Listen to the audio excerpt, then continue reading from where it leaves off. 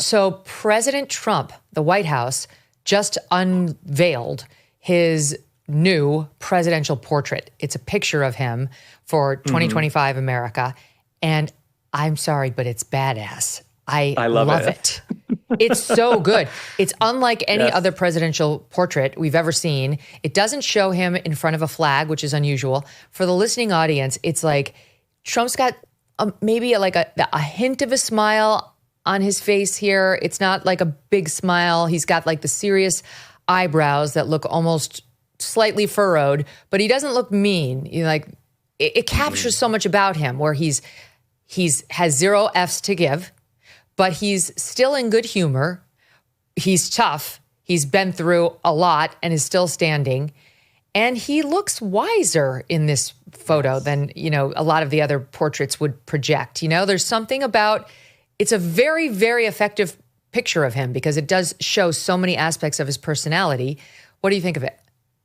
Well, it's interesting how life kind of runs in parallels because I remember being on your show 6 months ago when they unveiled the official White House portrait that morning and we came on to talk about it. So it's interesting how life comes around full circle. But no, that picture was taken by Daniel Torok, who's actually a good friend of mine. And I've loved having a front row seat to seeing him flourish and grow. And there's so many unsung heroes behind the scenes at the White House whose names we would not know. But he always takes the most incredible pictures of President Trump. There's always been this narrative in liberal media. President Trump has no internal monologue or no internal life, or if he's not engaged, there's nothing going on. That's certainly not the case because when we look at these portraits, you can see a man who's been through the lawfare, assassination attempts. He's been through the ringer. There's no one in public life who could take the hits President Trump has and still get back up with a smile on their face, who's feeling jovial and jubilant and happy. And that's what I felt we got from the picture. And then it was a cherry on top that President Trump's hair also looked great. I will say that. President Trump's hair looked great. The skin looked great. The coloring looked great. So shout out to you, Daniel. This is not a topic that I planned. You guys chose this topic,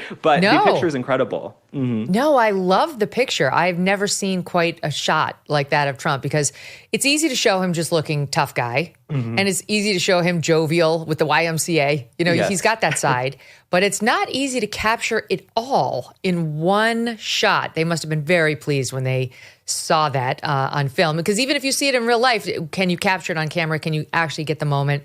Is the lighting going to work? Are his eyes going to be open? There's so many, contingencies. And this one is it's a really beautiful, powerful photo. And to me, it just happened. It hit just as this viral shot of Joe Rogan was going around. Don Jr. Tweeted it out on X, and it was from last week. And I'm like, this picture matches, if it had a soundbite that could play underneath it, in like a virtual experience as you walk through the White House, this might be the soundbite from Joe Rogan. Watch. It's also like, they're like, oh, he's a crazy person. I'm like, yeah, that's the only kind of person that would survive what you try to do to him. Right. That's the only kind of guy that gets through. Like, you want a perfect person morally falls apart by the time they've been indicted and they've 34 counts, felony counts. Like, your whole body's just destroyed by the stress of you possibly going to jail for the rest of your life. You have to be a fucking insane person to ride that out and not look like anything even happened. Then you get shot. Yeah. You get up after you got shot. You're fucking bleeding from your ear and you go fight, fight, fight. You got to be a crazy person to get through these. He's a nightmare for anybody that's trying to rig a system. Like, that guy's the nightmare. He's the final boss of fuck you. Mm-hmm.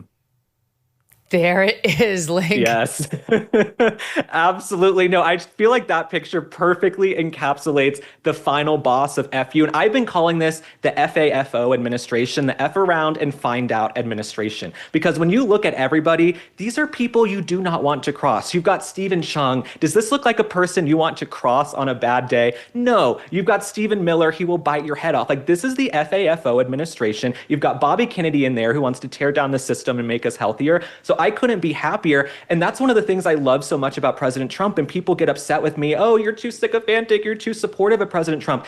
This is someone who we should all look up to, who has taken the hits, taken the shots, literally, and still gets back up every single day. And he just sort of starts each day again, almost like a video game character where, okay, we're starting again. Yesterday, barrage of bad press, got shot at, something horrible happened. But what are we doing today to make the country better? And I think that's incredible. Trump's approval rating right now is up 8 points, according to Trafalgar. It's really amazing. He's doing extremely well. He was down a little bit during the whole tariff palooza, but Trafalgar's got his numbers as of June now up 8 percentage points. How do you feel about President Trump and how he's handling his job? Strongly approve, 42.1, approve, 11.6. So that's 53, almost 54% approval rating. We've never seen that for him. Never. That's crazy high for any president in today's day and age, and really high for President Trump, who's all he gets is Nazi, Hitler, fascist. He doesn't get positive media coverage. The American public has learned to totally discount the media when it comes to Trump. They know about TDS.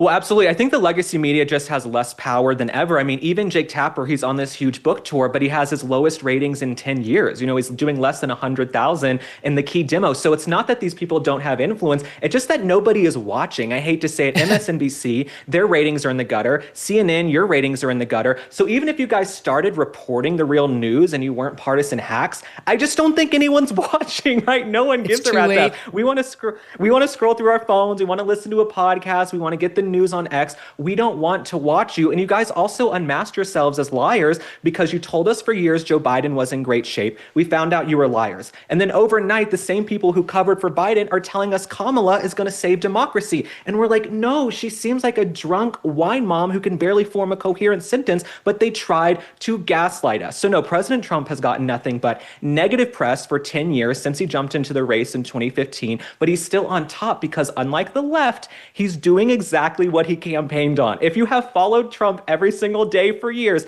he's been talking about the tariffs. Decades ago on Oprah, he was talking about the tariffs. He ran on securing the border. He said, we don't need this big package. All we need is a new president. The border is more secure than ever. He ran on getting men out of women's sports. So what does he do one of his first weeks in office?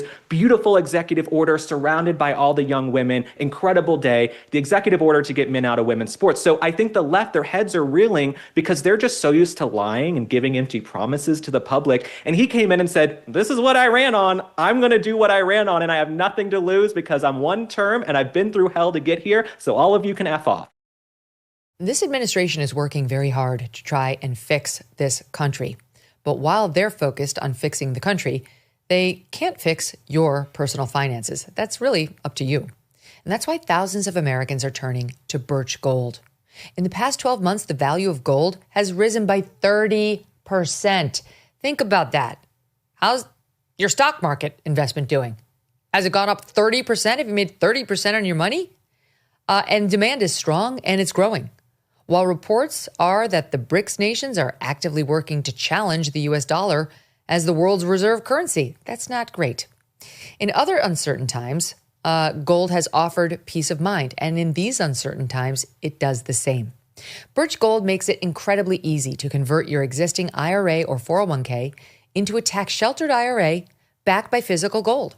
Or if you prefer, you can buy gold to store in your own home safe. Just text MK to the number 989898, and Birch Gold will send you a free info kit on gold. There's no obligation, only useful information. With an A+ rating with the Better Business Bureau and tens of thousands of happy customers, take control of protecting your savings today. Text MK to the number 989898. Thanks so much for watching. If you like what you just saw, hit the subscribe button for more clips and full episodes.